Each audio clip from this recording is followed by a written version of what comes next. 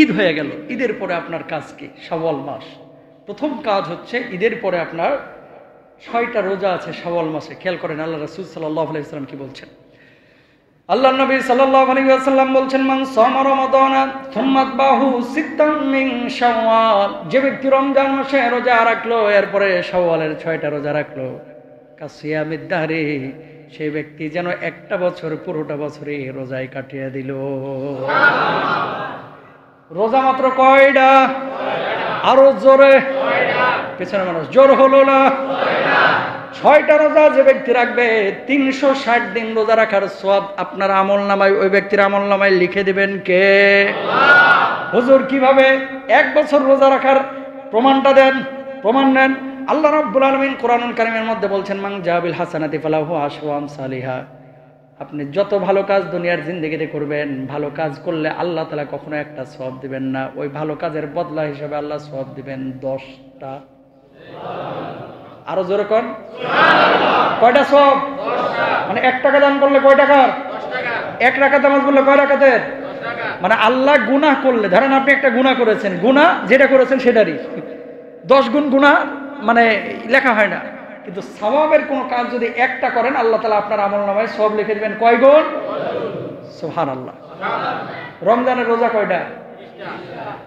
30 এর সাথে 10 গুণ দিলে কত হয়? 30 এর সাথে 10 গুণ দিলে কত হয়? 300। 200 বলেন না, 30 এর সাথে 10 গুণ দিলে হয় 300। চন্দ্র মাসের হিসাবে 360 দিন, আর ইংরেজি মাসের হিসাবে 365 দিনে কয় বছর? 1 বছর। তাহলে 300 দিন এই রমজানের রোজা রাখার কারণে রোজা রাখার সওয়াব হয়ে গেল। সুবহানাল্লাহ।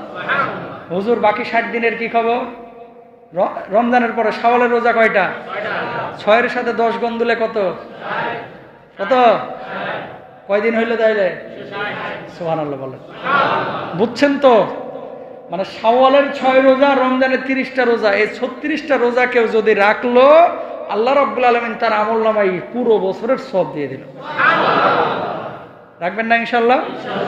কিন্তু এখানে একটা ঝামেলা আছে। হুজুর মেয়েদের যে মেনস্ট্রুয়েশনের কারণে বা মাসিকের কারণে যে রোজাগুলি রাখে নাই, এটা আগে রাখবে নাকি ওটা আগে রাখবে? জবাব হচ্ছে, মেনস্ট্রুয়েশনের কারণে যদি কোনো মা বোন রোজা রাখতে না পারে, শাওয়ালের রোজা রাখার আগে যদি সুযোগ হয় যে 4টা রোজা আছে আমার কাজা রোজা, আগে ফরজটা আদায় করে নেবে, তারপরে শাওয়ালেরটা রাখবে। বুঝছেন? আর যদি দেখে যে না অসুস্থতার কারণে রাখতে পারে নাই, শাওয়াল মাসও চলে যাচ্ছে, তাহলে শাওয়ালেরটা আগে রেখে দিবে, তারপরে ফরজের কাজাগুলো, কারণ ফরজের কাজা তো সারা বছরই রাখতে পারবেন, কিন্তু শাওয়াল তো সারা বছর থাকবে না, এটা খেয়াল রাখবেন। পুরুষদেরকে একটা কথা বলি, আপনারা ঈদের ছুটি থেকে আসার পরে রোজাগুলো শুরু করে দেবেন, কারণ ঈদের ছুটিতে অনেকে বললেও লাভ হয় না, কারণ ছুটি কাটাইতে গেছে হুজুর, না খেয়ে কিভাবে থাকি। তো ঈদের ছুটির পরে যখন আসবেন, আসার পরে এই 6টা রোজা রাখার চেষ্টা করবো তো ইনশাআল্লাহ। শাওয়াল মাস, এ মাসে আরো আমল আছে। রমজান যে শিক্ষাগুলো দিয়ে গেল, জিকির আজকার আছে। রমজান যে শিক্ষা দিয়ে গেল, কোরআন তেলাওয়াত আছে, এগুলো করবেন। শাওয়ালের পরপরই হজ্জের মৌসুম শুরু হয়ে যায়। আপনাদের কাছে রিকোয়েস্ট, রমজান যে শিক্ষাটা মানে আমাদেরকে দিয়ে গেল, বাকি 11 মাসেও আমরা এই রমজানের শিক্ষাগুলো সবাই কাজে লাগাবো। এখন যেমন নামাজ পড়েছি, রমজানের বাইরেও আমরা নামাজ পড়ার চেষ্টা করবো। সবাই বলেন ইনশাআল্লাহ।